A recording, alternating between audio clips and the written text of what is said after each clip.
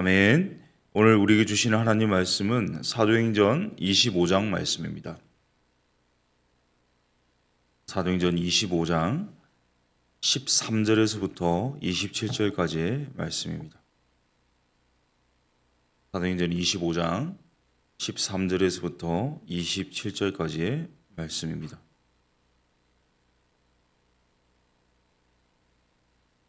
사도행전 25장 13절부터 27절까지를 교독하도록 하겠습니다.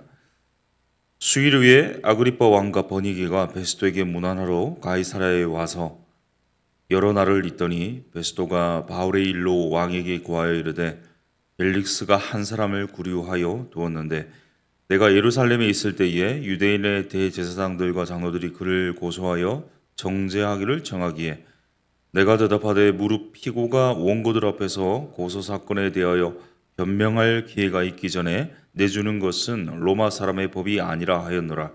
그러므로 그들이 나와 함께 여기 오매 내가 지체하지 아니하고 이튿날 재판 자리에 앉아 명하여 그 사람을 데려왔으나 원고들이 서서 내가 짐작하던 것 같은 악행의 혐의는 하나도 제시하지 아니하고 오직 자기들의 종교와 또는 예수라 하는 이가 죽은 것을 살아있다고 바울이 주장하는 그 일에 관한 문제로 고발하는 것뿐이라. 내가 이 일에 대하여 어떻게 심리하는지 몰라서 바울에게 묻되 예루살렘에 올라가서 이 일의 신문을 받으려 하느냐 한즉 바울은 황제의 판결을 받도록 자기를 지켜주기를 호소하므로 내가 그를 가이사에게 보내기까지 지켜두라 명하였노라 하니 아그리빠가 베스도에게 이르되 나도 이 사람의 말을 듣고자 하노라. 베스도가 이르되 내일 들으시리이다 하더라.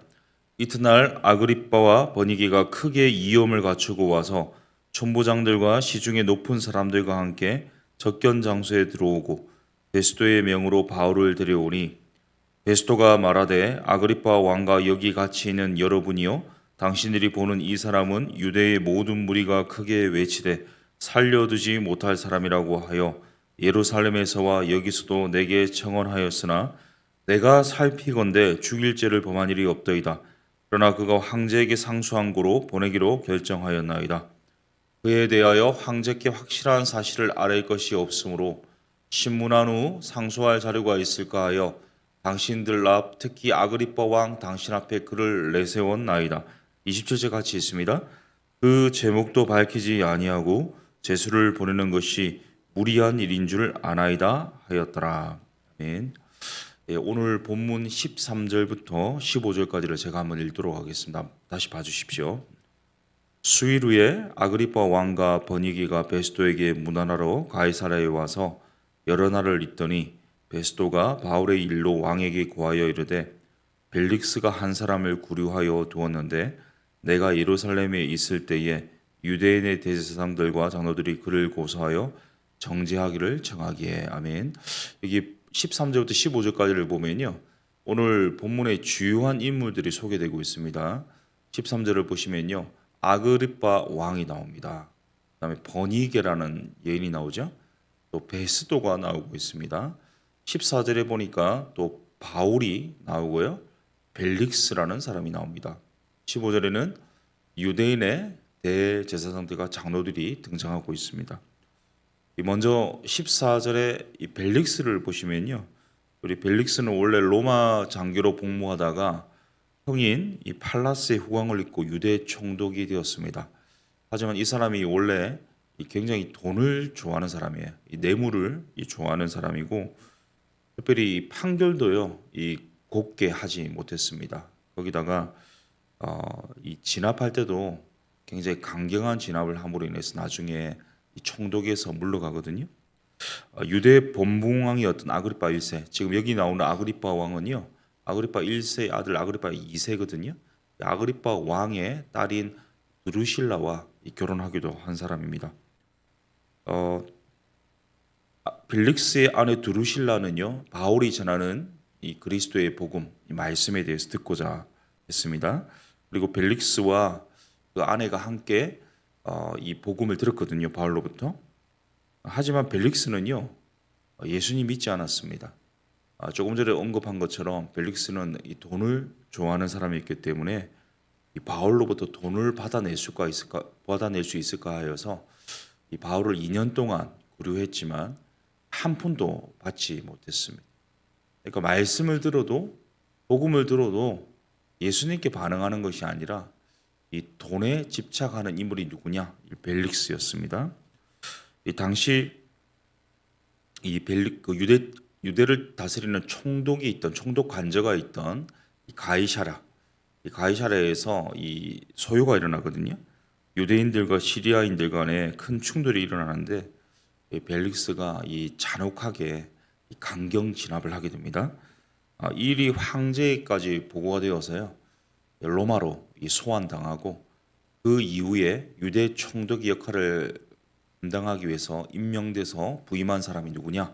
오늘 본문에 나오는 이 베스도라는 사람입니다. 이 베스도가 이 정치적인 감각이 있는 사람이었거든요. 왜 그런가 하면 이 총독으로 부임하자마자 유대 종교 지도자들을 예루살렘에서부터 자기가 있는 가이사라로 부른 것이 아니라 이 부임한 지 3일 만에 예루살렘에 갑니다. 예루살렘에 가서 유대 종교 지도자들을 아련하고 함께 소위 말하는 상견례를 하게 됩니다. 이것은 자신이 좀 굽히는 거죠. 자신을 굽혀서 유대 종교 지도자들의 이 마음을 얻고자 함이었는데요. 이때 종교 지도자들이 가이사랴에 있는 바울을 구류되어 있는 바울을 예루살렘으로 이송해 줄 것을 요구하고 있고 또 바울을 재고소하게 이릅니다. 그래서 10일 후에 이 유대 종교 지도자들과 함께 가이사랴로 가서요. 바울에 관한 재판을 열게 됩니다. 그런데 베스도는 어떤 사람이냐면요. 평판이 중요한 사람입니다. 이 정치적인 이 권력을 계속해서 유지하기 위해서 유대인들의 이 마음을 얻기를 원했습니다. 그래서 이 종교지도자들이 요청했던 것대로 바울에게 묻습니다. 예루살렘에 가서 재판을 받을 의향이 있느냐 묻습니다. 그러나 이 바울은요 황제에게 상소했기 때문에 황제 앞에서 신문을 받겠다고 했죠. 베스도가 부임한 이후 15일 되기 전에 재판을 종료합니다. 이전 총독이었던 벨릭스는요 2년 동안 바울에게서 돈을 뜯어내고자 구류하고 재판을 질질 끌었는데 베스도는요 부임한 지 15일 만에 재판을 종결하거든요. 이 바울을 로마로 이송해서 황제에게 재판을 받게 하고자 하는 그런 생각이었는데 베스도에게도요 그 사도 바울이 복음을 전했습니다. 주의 말씀을 전했거든요. 이 부활의 도를 들었는데도 불구하고 이 베스도는 마음에 예수님을 받아들이고자 하는 마음은 없었습니다. 오히려 유대인들의 특히 유대 종교지도자들의 마음을 얻기 위한 그런 환심을 사기 위한 그런 생각이 마음에 가득했던 사람이 누구냐? 바로 이 베스도라는 신임 총독이었습니다. 근데 베스도가 이 총독에 부임한 지 얼마 되지 않았어요. 오늘 보면 우리가 읽었던 것처럼 아그리빠 왕과 이 베니기가 나오는데 이 아그리빠 왕과 베니기가 이제 신임 총독에게 인사로 왔습니다. 이 아그리빠 왕은요, 이 아그리빠 2세를 말하는 건데요. 여러분 예수님 태어나실 때 2살 이하의 유아들을 잔혹하게 학살하라고 명령을 내렸던 사람이 헤롯 대왕이거든요. 헤롯 대왕은요, 이 헤롯 지금 말하고 있는 아그리빠 2세의 증조 할아버지입니다. 그러면 아그리빠 1세, 이 아그리빠 2세의 아버지는 누구냐? 여러분 아시다시피 야고보 사도를 못 베어 죽인 사람이 누구냐? 아그리빠 1세고요. 또 사도 베드로를 투옥시킨 사람이 누구냐? 아그리빠 1세였습니다. 아그리빠 1세가 하나님께 영광을 돌리지 않음으로 인해서 곤충이 먹어서 죽었죠. 아그리빠 1세가 바로 헤롯 1세가 아그리빠 2세의 아버지입니다. 그런데 이 베스도가 아무리 뜯어봐도 황제에게 이제 보내려면 바울을 이송하려면요 제명을 적어서 보내야 되거든요. 근데 제목을 찾을 수가 없는 겁니다. 그러니까 당시 이 아그리빠 2세가 어떤 존재냐면 지금으로 치면 레바논, 그러니까 그 유대 땅 북부 지방을 다스리는 사람인데 원래는 아그리빠 1세는요 이 전체를 다스렸거든요. 유대 전체를 다스렸는데 아그리빠 1세가 죽고 나서 아그리빠 2세 지금 이 왕이 오를 때가 나이가 어렸습니다. 그래서 로마가 총독 체제로 이 전환을 시켜서 유대 땅을 이 총독이 다스리도록 했거든요. 그래서 아그리파 2세는요 자신이 다스리는 것은 유대 전체는 아니고 북부 일부만 다스렸지만 두 가지 권한을 가지고 있었습니다. 중요한 권한인데 한 가지는 이 성전을 관리하는 관할하는 이 권한이 있었습니다. 두 번째 이 권한은 뭐냐면 새로운 대제사장을 세울 수 있는 이 권한이 있었습니다. 그러니까 이 유대 자체 특히 예루살렘은요 이 성전 중심 유대 종교 지도자들 중심의 어떤 사회가 아니겠습니까? 그러니까 일종의 실권이 있는 사람이 아그리빠였거든요. 그러니까 이 아그리빠 2세에게 물어봅니다. 이 사도 바울에게 이 제목을 찾을 수 있겠느냐 물어봅니다. 그러니까 뭐라고 하냐면요. 오늘 본문 22절입니다. 아그리빠가 이렇게 반응합니다. 아그리빠가 베스도에게 이르되 나도 이 사람의 말을 듣고자 하노라. 베스도가 이르되 내일 들으시리이다. 그러니까 말을 듣고 싶다고 했거든요. 실제로 23절 그 다음에 23절을 보시면요. 같이 한번 읽겠습니다. 시작. 이튿날 아그리빠와 버니게가 크게 이염을 갖추고 와서 천부장들과 시중에 높은 사람들과 함께 접견 장소에 들어오고 베스도의 명으로 바울을 데려오니 오늘 본문은 아닙니다만 바울이 이들에게도 복음을 전합니다. 예수의 부활을 전하거든요. 그러나 이 아그리빠와 이 버니게 그 남매인데요. 이 바울을 통해서 복음의 말씀을 들었으나 이들 또한 마음에 예수님을 모시는 것이 아니라 바울에 대한 소문을 들었기 때문에 바울을 그냥 만나고자 하는 호기심 때문에 이 바울을 만났습니다. 오늘 등장인물들이 여럿 있었고 제가 소개했는데요.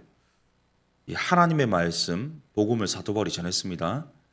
근데 벨릭스는요, 그 복음에 반응하는 것이 아니라 이 돈을 얻고자 추구했던 사람입니다. 베스도는 어떻습니까? 베스도는 그 마음에 예수님을 모시는 것이 아니라 복음을 들었지만 그 마음에 유대인의 환심을 사고자 하는 자신의 인기와 평판에 목말랐던 사람입니다. 아그리빠와 이 버니게는 어떻습니까? 이 바울을 만나고자 하는 호기심이 컸지 실제적으로 그 복음에 반응하고자 하는 마음은 없었습니다. 우리도 그럴 수 있습니다. 지금 하나님보다도 지금 내가 누리고 있는 성공이라든지 또는 돈을 더 추구하는 마음이 있을 수 있습니다. 이 하나님을 더 우선하기보다는요, 사람들의 평판, 또 사람들의 반응, 또 인기에, 명성에 더 집중할 수 있습니다. 이 하나님을 우선하기보다는 영적인 호기심에 더 집착해서 변화된 삶을 추구하기보다는 지적인 삶과 또 새로운 삶에 대한 추구에 몰두할 수 있다는 사실입니다. 어떤 것보다 무엇보다 하나님 우선하실 수 있기를 바랍니다. 마음에 예수님만 가득하시기를 원합니다. 예수님과 더 동행하실 수 있기를 소원합니다.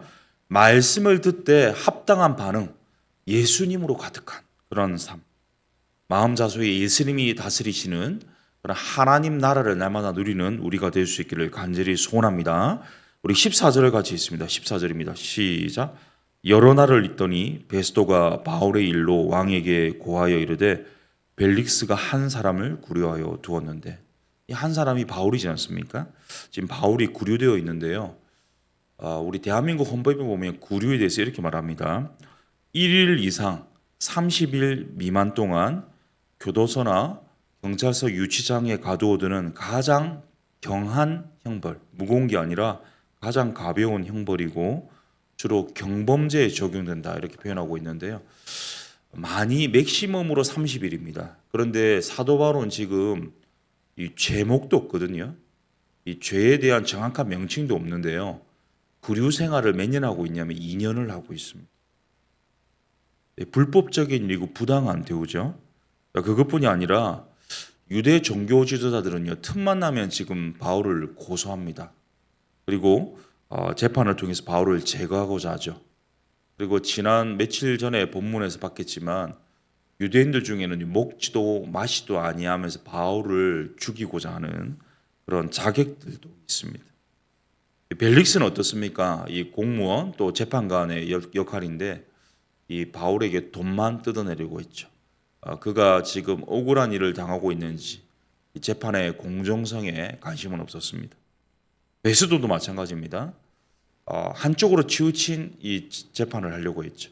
유대 종교 지도자들에게 오히려 이 마음을 얻고자 했었습니다. 아그리빠는 이 사도 바울을 만나는 만남 자체가 목적이었지 그를 돕고자 하는 의사는 전혀 없었습니다. 지금 바울 주변에는요 아무도 없습니다. 단 한 명도 바울을 위하거나 편을 들어주는 사람 없습니다. 온갖 불법적인 재판이 진행되고 있고요. 부당한 구류 생활을 하고 있고요. 자유를 박탈당했습니다. 돈을 빼앗고 죽이고자 하는 사람들밖에 없습니다. 어쩌면 심리적으로, 정서적으로, 정신적으로 멘탈이 바닥날 수 있는 상황이죠. 철저한 고립과 외로움. 단 한 사람도 나를 위하는 사람이 없는 상황. 비난과 비판과 온갖 이업 속에 고통스러운 시간만이 흐르는 상황. 만약 역지사지 내가 사도 바울이라면 어땠을까? 과연 감당할 수 있고 견딜 수 있었을까? 이 적들의 공격 받기 전에 스스로 무너질 수 있는 상황 아니었겠습니까? 하지만 사도 바울이 이 위치에서 지금 생각하고 있는 것은요. 누가 나를 위하고 있는가로 돌아보지 않았습니다. 과연 누가 이 바울을 위하고 있는가를 돌아보지 않았고요. 오직 한 가지를 생각했습니다. 내가 무엇을 위하고 있는가? 과연 내가 하나님을 위하여 지금 이렇게 존재하는가? 하나님의 뜻을 위하여 지금 있는가? 하나님 나라를 위하여 지금 구류되어 있는가를 돌아보았습니다. 주께서 사도 바울에게 얼마 전에 찾아오셨죠. 그리고는 뭐라고 하셨냐면요. 로마도 보아야 하리라 말씀해 주셨습니다. 이것은 무슨 말이냐면 지금 여기서 죽는 것이 아니라 로마에 가서 복음을 전해야 된다는 말이거든요. 그러니까 로마 황제 앞에 가서 상소하여서 살아라 이런 뜻이 아니라 하나님의 뜻이 로마에서도 복음을 전하는 것이었기 때문에 하나님의 뜻을 위하여서 지금 로마에 가고자 애를 쓰고 있습니다. 사랑하는 성도님 여러분, 우리도 이 믿음 생활하면서요, 이 삶의 무게 앞에 힘겨워합니다. 이 주위 사람 탓하기도 하고 환경 탓하기도 합니다. 심지어 하나님 탓할 수도 있죠. 하지만 우리가 기억해야 할 것은요, 누가 나를 위하는가가 아니라 내가 무엇을 위해 살고 있느냐 하는 점입니다. 나를 위하여 주는 사람에게 주목하고 나를 위한 삶에 우선하는 삶이 아니라 하나님 뜻을 위해, 하나님 영광을 위해, 하나님 나라를 위해 내가 살고 있는가 하는 것입니다. 당시 아그리빠 왕, 버니게, 베스도, 벨릭스 유대 종교 지도자들과 이 바울의 모습은 굉장히 대비되는 모습이었습니다. 앞선 인물들은요 모두 권력 지향의 삶을 살았고요. 실제로 주류 세력이었습니다. 권력가들이었고요. 성공한 삶을 살았고요. 많은 걸 누리고 있는 사람이었습니다. 그에 비해 바울은요 행색이 초라했죠. 우리 2년간의 구류 생활 동안 더 이 몰골이 말이 아니었을 겁니다. 그리고 제목은 없지만 현재는 죄수와 같은 그런 초라한 이 모습이었습니다. 하지만 이 성경과 역사를 통해서 보건대 우리가 지금 기억하는 인물은요, 이 벨릭스도 베스도도 아그리빠도 아닙니다. 버니게도 아닙니다. 유대 종교 지도자들은 아예 이름조차 없습니다. 사도 바울의 이름만 우리가 기억합니다. 그들과 비교되는 행색이었으나 지금은 사도 바울은 불후의 인생이 되었습니다. 어제 이삭송 교사님 통해서 주신 말씀이 있죠.